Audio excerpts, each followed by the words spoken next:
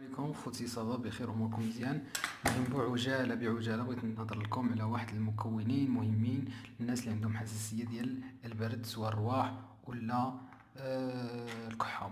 المهم هاد العنصرين هما: عندك الشريحه اولا كرموس اليابس يتنقى مزيان ويتغسل، وعندك الثومه البلديه او الثومه الحمراء. المهم كتاخدو الطريقه سهله بزاف كما قلت لكم. كتاخدو كرموسه كما كتشوفوا الاخت راه كتخدم فيه.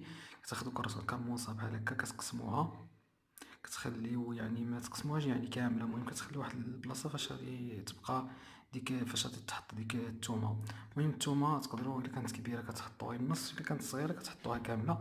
من بعد كدير واحد الكميه في الكسكاس، كتفوروها لمده ساعه او ساعه ونص على حساب يعني على حسب الطياب ديال داك الثومه مع الكرموس.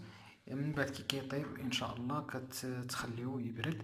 غد ليه ان شاء الله الانسان اللي كيعاني من هذه الحساسيه ديال البرد او الكحبه او السعال الى غير ذلك، او الرواح، يحاول ما امكن يبقى ياخذ جوج، يفطر على جوج او ثلاثه على الريق. وان شاء الله نتمنى لكم الشفاء باذن الله. نتمنى هاد لا فيديو هذا تستافدوا منه وتبارطاجيو مع الناس اللي عندهم هاد المشكل هذا.